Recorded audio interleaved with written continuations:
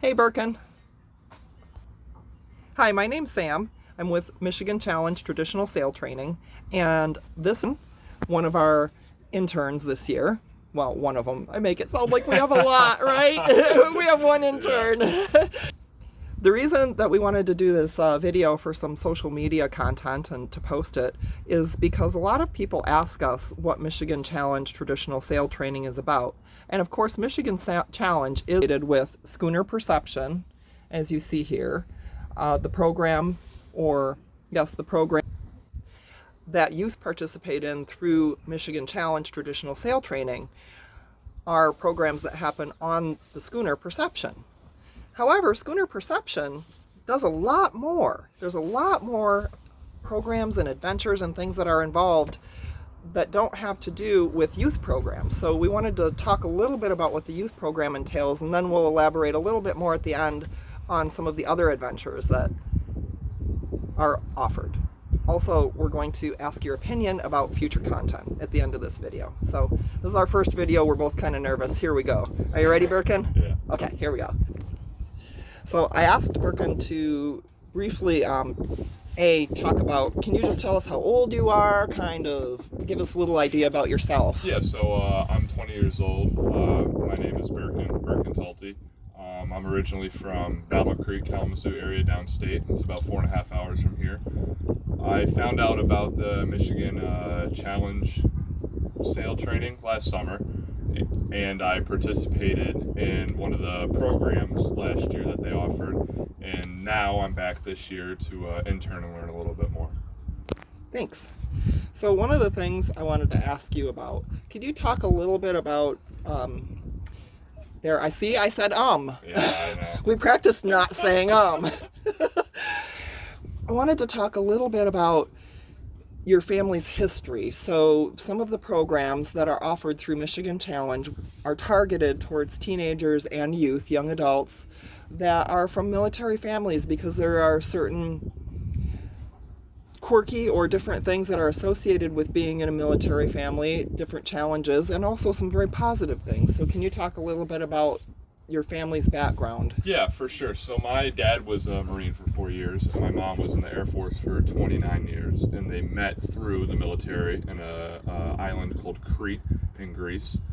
Damn, I said it. Keep going. Yeah. So my mom did intel through the Air Force, like I said, for 29 years. My dad was a Marine for 4 years, and it goes back generations on both sides. Both of my grandfathers were in the military, both Army veterans. And as far as my knowledge is concerned, it goes back further generations as well. And my grandmother was also a nurse, a medic in the Korean War. And I think that really ties in with the program, because it's really nice being around all these different veterans and people who really understand what a military upbringing is like. It can be difficult a little bit moving around from place to place. I never moved out of state, but there were lots of moving parts, and going back from Selfridge base, the Air National Guard base there in Detroit, going from Battle Creek and moving up north to Mount Pleasant. So it's very nice being a part of a program that has interconnections and ties with the military. So it's something you can all relate back to as kind of a base point of, togetherness. Thanks.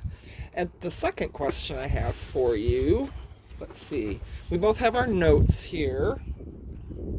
Could you please talk a little bit about your first program experience with Michigan Challenge? Sure, yeah. Last year, I think it was in June or maybe in May, it came up.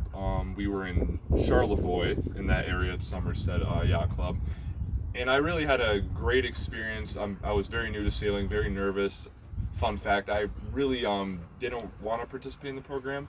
My mom kind of shoved me into it, and I'm very glad she did, as I found out later on. But yeah, I had a lot of fun. We took the boat out on Lake Charlevoix a lot, did a lot of maneuvering. I learned a lot of terms, got hands-on feels for a lot of things. And now, this year that I'm a part of their program, my knowledge just keeps getting more extensive, and I'm learning a lot of skills, not just for sailing, but also helping fix things around the boat, painting, some minor plumbing, electrical things. So it's been a very unique and good all-around experience, and I've become probably a better, well-rounded mind due to the program as well.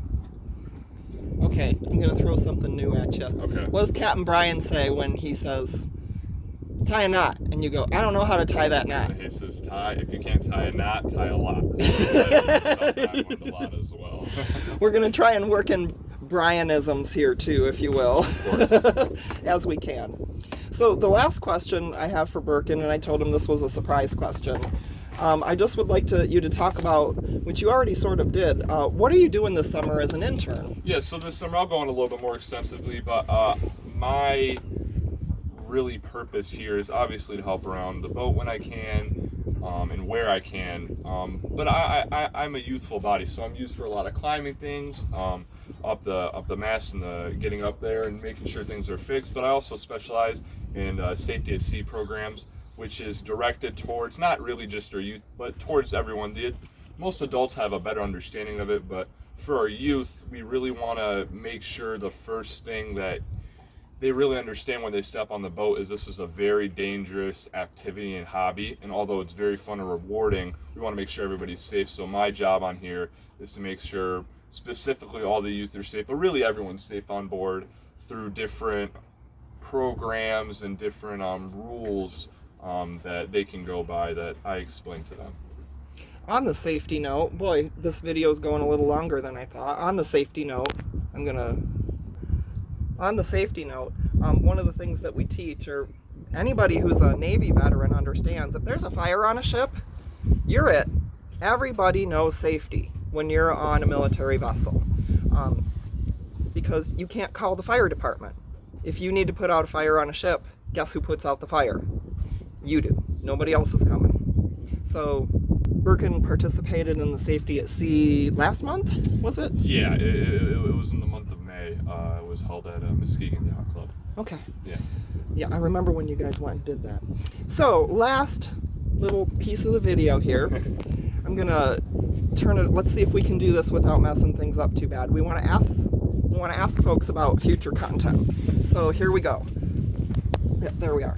So, where's the dinghy? Here, let me get it. We got a new dinghy from West Marine. It's right here. Don't drop the phone. This is where it gets funny, right? So we got a new dinghy here from West Marine, and Birkin is learning how to drive the dinghy, and I'm gonna learn how to drive the dinghy. So, yeah, two people who have never ever really driven a boat with a tiller before. Experience, for sure. Yeah. So I was thinking that I was gonna ask some people to get some video and get the two of us in that dinghy, because if you put one person in the dinghy, it goes like this. Yeah. So you need ballast in there. Yeah. So we were thinking, hey, we got to learn how to drive the dinghy. We thought it might make some fun and hopefully comedic social media content. So if you would like to see, we're gonna do it anyway. We're both gonna get in there and learn how to drive it. Birkin already is. A little bit, yeah. And there was some comedy involved the one day when the wind came up. Yeah, that was eventful. Yeah. Not as eventful as the day in Hessel, from what I've heard. So anyway, that's another story. If you would like to see some more video content of some of the hilarity and learning processes, please leave a comment in the comment section of this post. With that, I think we got through that with only one swear word. Yeah. Okay, I think that's almost a take. Bye.